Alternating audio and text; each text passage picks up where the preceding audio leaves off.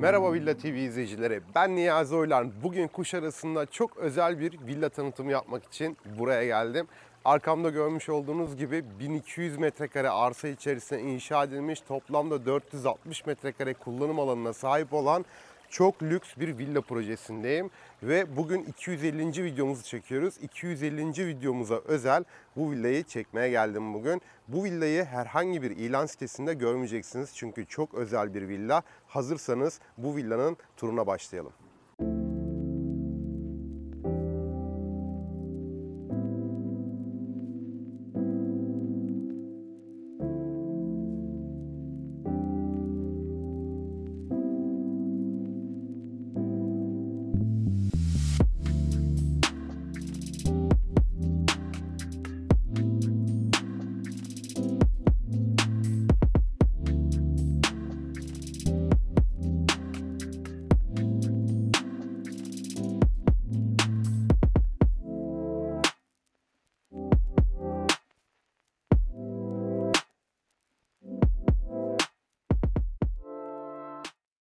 Aracınızla geldiğinizde hemen arkamda görmüş olduğunuz gibi orada otomatik bir kapımız var. Ayrıca bu evimizde toplamda 3 araçlık kapalı otoparkımız da bulunuyor. Yine buraya da herhalde 8-10 tane araba bırakabilirsiniz. Her zaman olduğu gibi ben aracımı sizler için buraya park ettim. Hemen yan tarafına bir araçla park edebiliyorsunuz. Villamızın şu anda yaya olarak giriş kapısındayım. Ve isterseniz yani özel bir aracınız var ise onu da buraya ayrıyetten gizli alana da bırakabilirsiniz. Yani burada hiçbir zaman otopark sıkıntısı yaşamayacaksınız. Arkamda villamızın güzel bir kapısı var, görkemli bir girişi var. Aurası gerçekten çok güzel görünüyor ve şurada yerde mermerimiz var. Yani akşamları buraya geldiğiniz zaman otomatikman mermerin içerisindeki ışıklar yanıyor. Bunu da gözünüzde görebiliyorsunuz. Hatta akşam görüntülerini çekmiştik. Oradan da sizlere ek görüntülerden paylaşmış olalım. Evin içerisi çok özel. Evin içerisine geçmeden önce sizlere bahçe alanlarını tanıtmak istiyorum. Bahçemizde gerçekten çok zengin bitki ağaçlarımız var.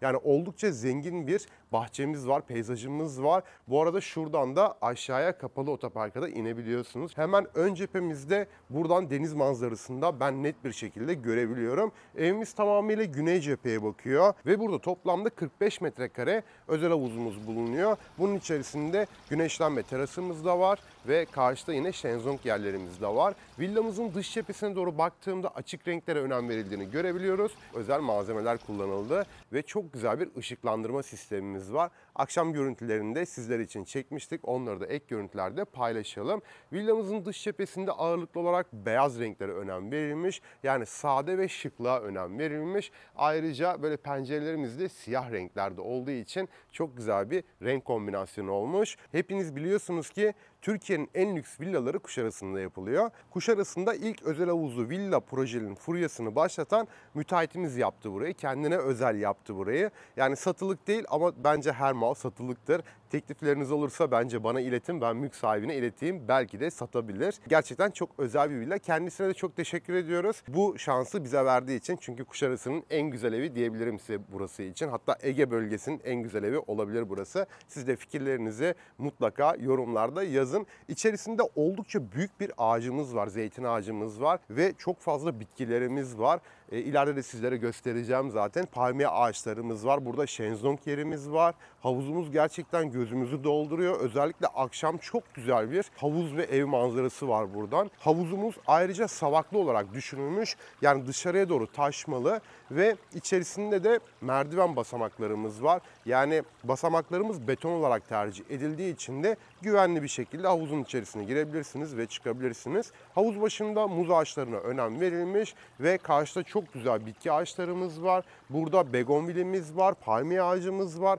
Çok zengin bir peyzajımız var. Villamızın ön tarafında oldukça büyük bir teras alanımız var. Eğer ki kalabalık bir aileyseniz ya da misafirleriniz eğer ki böyle kalabalık gelirlerse burada gönül rahatlığıyla onları karşılayabilirsiniz, onları misafir edebilirsiniz. Ayrıca isterseniz de bunun etrafını camla kapatıp burayı da kış bahçesine çevirme imkanınız da bulunuyor.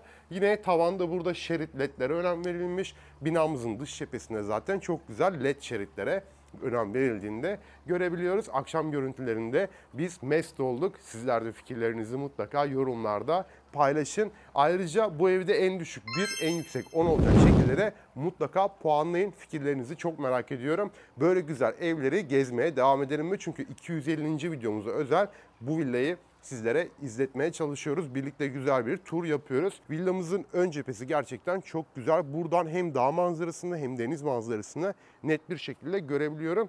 Ayrıca burası 1200 metrekare müstakil bir parsel içerisinde inşa edilmiş. Toplamda 460 metrekare kullanım alanına sahip. Sadece net olarak 200 metrekare zemin katımız var. Birazdan içerisine girdiğimde de sizlere zaten göstereceğim. Bakın burada kum kat var. Hatta şöyle kopardım. Bakın. Şöyle Rukiye Hanım'a da vereyim hemen. Evet. Rukiye Hanım da yesin. Ben de şöyle bir tadına bakayım. Yani kum kata kadar içerisinde yapılmış, harika. Ben mest oldum. Buraya geldiğimiz zaman burada bir barbekü yerimiz var.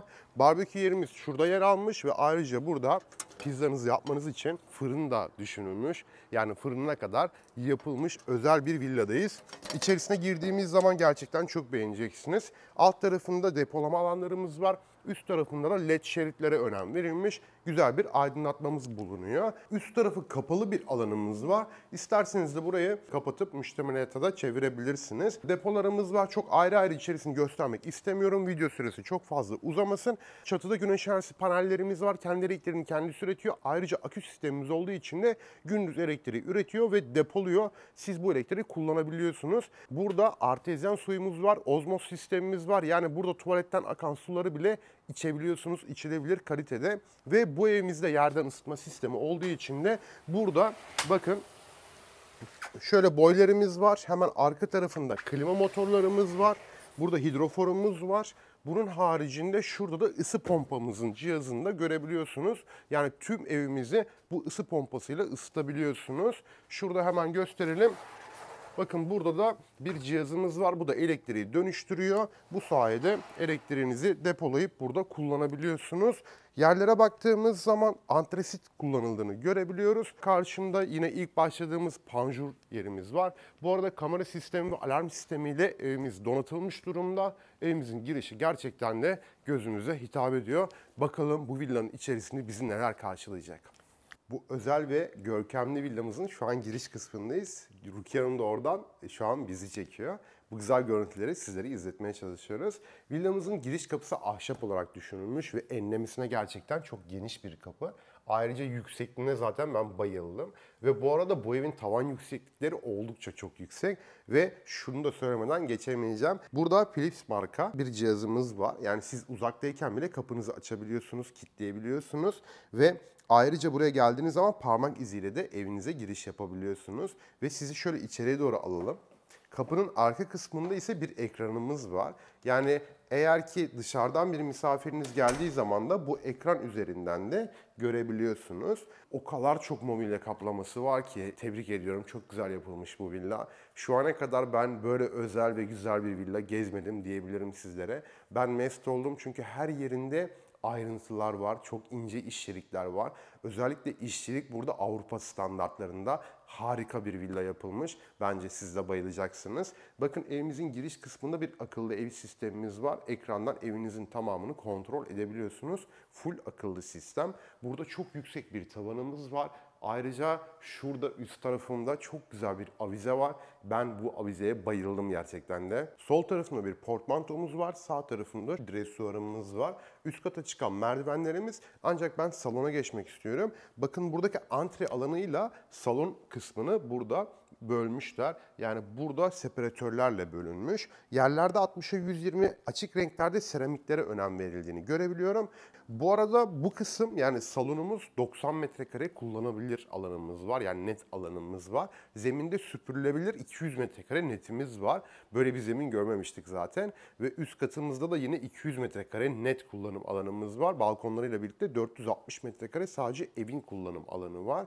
Burada bir televizyon ünitemiz var. Bakın televizyonda fark ettiniz mi bilmiyorum. Şöyle içeriye doğru gömme yapılmış. Mobilyalar gerçekten çok şık tasarlanmış. Yani evin kombinasyonuna ve renklerine çok uyum sağladığını düşünüyorum. Buradan ön terasımızı görebiliyoruz ve hem havuzu görebiliyoruz hem bahçeyi hem de Milli Park dağlarıyla birlikte deniz manzarasını da görebiliyorum. Böyle yemeğinizi yedikten sonra dinlenebilmeniz için, şöyle bir rahatlayabilmeniz için bir oturma alanı düşünülmüş 4 kişilik ve hemen ön tarafımda ise burada Herhalde 90 santimlik bu. 90 santimlik büyük bir şömine tercih edilmiş. Menfezi de bakın burada üst tarafta yer almış. Bu da altın yaldızlı olarak tercih edilmiş. Şöminenin üst tarafı da mobilya ile kaplama yapılmış. Zaten evin her yerinde mobilya kaplaması var. Yani mobilya deyip geçmeyin, gerçekten ciddi anlamda cep yakıyor. Ben de bir ev yaptırdığım için o yüzden çok iyi biliyorum. Burada 8 kişilik bir yemek masamız var. Ailenizle, sevdiklerinizle evinizin içerisinde yemeğinizi yiyebilirsiniz. Akabinde burada rahatlayabilir. Şöminenin başında, sonrasında ise televizyon bölümüne, salona geçebilirsiniz. Hemen karşımda güzel bir dresuarımız var. Yine burada separatör düşünülmüş. Antre alanına yine buradan bir geçiş sağlanıyor. Şurada yine bir dresuarımız var. Ve merdiven altımızda teknik bir odamız bulunuyor. Ayrıca böyle kiler gibi de kullanabilirsiniz. Burada duvarda güzel detaylarımız var. Bakın her yerde kaplamalarımız var. LED ışıklarımız var. Aynamız var. Ve devam ettiğimiz zaman burada çift evyeli bir lavabomuz var. Ve karşı tarafına çok geniş bir duş yerimiz var. Evet, evin en güzel taraflarından birisi de bence kapalı mutfak olması. Bakın mutfağımızla kapısı bakın şu şekilde sürmeli olarak düşünülmüş. Sol tarafında gömme bir televizyon, Franke marka fırın, yan tarafında kahve makinesi. Yine burada bir mikrodalgamız düşünülmüş. Burada ise su sebilinin yerine kadar ayarlanmış durumda. Orta kısımda bir tezgahımız var. Tezgahımızın altında oturma yerlerimiz var, sandalyemiz var. Yani ufak tefek atıştırma yapmak isterseniz de 4 kişi burada ufak tefek atıştırmanızı da yapabilirsiniz. Yine bu kısımda çekmece tercih edilmiş. Evyemiz var. Franke ve gömme olarak düşünülmüş. Franke marka yine bataryamız var. Bakın fonksiyonel şu şekilde çıkıyor. Ayrıca buradan yemek odasından havuzu görebiliyordunuz. Hem de buradan görebiliyorsunuz. Buradan baktığım zaman da hem Milli Park'a hem deniz manzarasını hem bahçe peyzajı hem havuzumuzu hepsini net olarak görebiliyorum. Bu kısımda tezgahımız devam ettiği zaman 4 tane priz bırakılmış ve tezgah arasında led lambalara önem verildiğini de görebiliyorum. Ve sanırım 240 led kullanılmış burada. 240 led demek daha böyle nokta nokta ledlerin görünmemesi demek. Üst dolaplarımız da şu şekilde altın yaldızlı olarak tercih edilmiş. Franke'nin burada elektrikli ocağı var ve tezgah devam ediyor. Bakın çok büyük bir mutfak. Ben mest oldum. Ve tavanlara baktığımız zaman da tavanlarda da şöyle bir ayrıntı var. Zaten şurada görüyorsunuz sarkıtma çok güzel bir lambalarımız var. Ayrıca tavanda da mıknatıslı led lamba sistemi var. Yani siz bu lambayı buradan söktüğünüz zaman herhangi bir yere takarsanız orada da ışık yapıyor. Yani bu yani portatif bir şey. Söküyorsunuz, takıyorsunuz rayına, nereye takarsanız. Diyelim ki burada ışık yetersiz kaldı. Buradan söküp buraya taktığınız zaman daha burada ışık fazla oluyor. Tabi buradan da ön terasımıza çıkabiliyorsunuz. Sürgülü bir kapımız var. Yatak odası, isterseniz bir oturma odası olarak değerlendirebileceğiniz yine bir yerimiz var. Burada da görmüş olduğunuz gibi niş yerlerine önem verildiğini görebiliyoruz. Burada bir oturma grubumuz var ve buradan da barbekü alanını, bahçe peyzaj alanımızı görebiliyoruz. Duvarda yine çok güzel kaplamalarımız devam etmiş. Ahşap olarak düşünülmüş. Kapılarımız zaten renkleri çok harika bence. Üzerinde de altın yaldızlarımız var. Şimdi bu harika villanın üst katına çıkalım. Bu villamız toplamda 6 tane yatak odası ve bir salondan oluşuyor. Zemin katta bir salon gördük ve bir yatak odası, yani bir oturma odası gibi gördük. Toplamda da bu katımızda 5 tane yatak odamız var. Üst katta 5 tane yatak odası görmek çok zordur. Gerçekten buranın mimarını da, müteahhitini de tebrik ediyorum. Şimdi nereden başlayalım? Evet, şurada ışıl ışıl gerçekten çok güzel bir görüntü var. En köşeden başlayalım, böyle gelelim, hatta şuradan başlayalım. Burada da bir yaşam olduğu için de ondan dolayı da böyle çok dolapların içerisine girmek istemiyorum, göstermek istemiyorum. Onların özel hayatlarına da dokunmak istemiyorum. Bu katımız da yerden ısıtma sistemli ve burada böyle bir çamaşır odamız var. İçerisinde çamaşır makinesi, kurutma makinesine önem verilmiş. Devam ettiğimiz zaman en arka tarafta burada bir yatak odamız var. Bu yatak odamızda yine duvarda kaplamalarımız var. Yatak burada sanırım 1.40 olarak düşünülmüş. Ve hemen şurada bir konsol dönüyor. Aynası, etrafı led lambalı. Burada içerisinde bir tuvaleti, bir duş yeri var.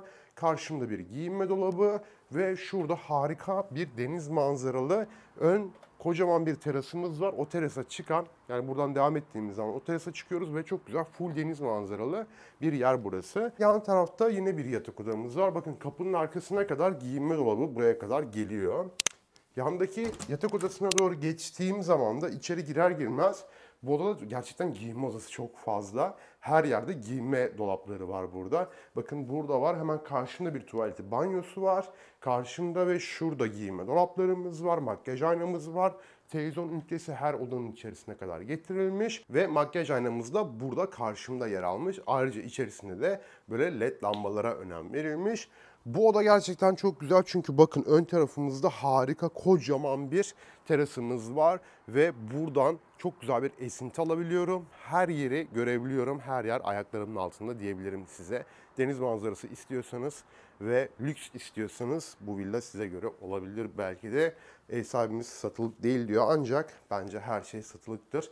Siz teklifleriniz varsa bana iletin, ben kendisine iletirim. Antrede duvarlarda hep led ışıklara önem verildiğini görebiliyorum. Akıllı ev sistemimizin ekranı yine bu katımızda da düşünülmüş. Yani alt kata inmeden buradan da evi kontrol edebiliyorsunuz. Burada bir odamız daha var. Ayrıca bakın tavan yükseklikleri oldukça yüksek. Yani bu kadar yüksek bir tavanlı ev çok fazla görmedik diyebilirim sizlere. Konsolumuz var. Burada isterseniz kitabınızı okuyabileceğiniz çalışma masamız var. Hemen karşımda yatağımız, böyle oval camlarımız var. Çok şık görünüyor. Ve buradan da yine manzarayı görebiliyoruz. Televizyon ünitesi yine burada düşünülmüş. Konsolu ve akabinde arka kısmında bir duş yerimiz var. Nişli olarak düşünülmüş. Şurada da bir giyinme dolabımız var. Devam edelim. Çünkü oda çok fazla. Bütün ayrıntılara girdiğim zaman süre çok fazla uzuyor. O yüzden sizi de sıkmamak için çok aşırı detaylara girmemeye çalışıyorum. Burada da bir yatak odamız daha var. Burası da pembe, bir kız çocuğumuz var. Onun için tabii ki tasarlandı. Mobilyalar gerçekten göz dolduruyor. Oyuncakları da burada. Ve harika bir yine buradan deniz manzara, dağ manzarası var. Mobilyalar yine giyinme dolapları burada. Tuvaleti, banyosu da orada yer almış. Devam edelim hemen yan taraftaki yatak odamıza. Burası master yatak odası olarak. Gerçi bütün odalarımız master ama bu oda onlardan daha büyük. Ortalama odalarımız da 17 ile 20 metrekare arasında değişiyor. Gerçekten güzel bir metrekare. Burası da master odası olarak düşünülmüş. Oldukça büyük bir giyinme dolabı. Hemen karşısında yatak başlığı düşünülmüş. Arka kısmında burada bir tuvalet ve bir duş yerimiz var. Burayı sizlere tanıtmak istiyorum çünkü aslında bütün tuvalet banyolarımızın hepsinde Hansgrohe bataryalarımız var. Ve burada led lambalarımız var. Aynanın içerisinde gömme. Geberit'in gömme rezağı var, klozeti var. Ayrıca şurada duş setimiz var. Onlar da Hansgrohe olarak düşünülmüş. Ve yağmurlama sistemi tavandan geliyor. O da güzel bir ayrıntı. Ayrıca niş yerlerimiz var. Yani şampuanlarınızı koyabilmeniz için. Ve şu detay da gözümden kaçmadı. Bakın duş yeri oldukça büyük. Şöyle gösterebilirim size. Yani şu şekilde oldukça büyük bir duş yerimiz var. Gerçekten mükemmel tasarlanmış. Ben bayıldım. Artık kaç kere bayıldım dedim, mest oldum dedim bilmiyorum. Çok güzel bir villa. Siz ne düşünüyorsunuz? Küçük bir balkonumuz var. Diğer tarafta zaten çok büyük bir balkonumuz vardı.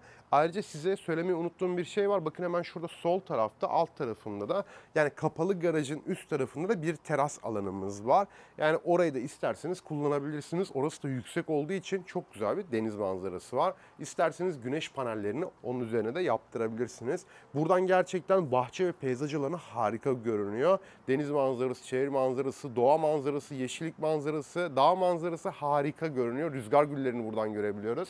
Lokasyon olarak çok harika bir lokasyondayız. Kuşadası alışveriş merkezlerine de 5 dakika yürüme mesafesindeyiz. Buradan ulaşım çok güzel, çok kolay. Yavansı Mahallesi'ndeyiz ve kanalımızda 250. videoyu da bu evle taşlandırmak istedik. Siz de fikirlerinizi mutlaka lütfen yorumlarda yazın. Böyle güzel evlerin gelmesini istiyorsanız da hemen kanalımıza abone olmayı unutmayın. Ayrıca hype'ınız ve beğeniniz bizim için çok önemli. Yeni videolarımızda görüşmek üzere. Hoşça kalın, mutlu kalın, sağlıcakla kalın.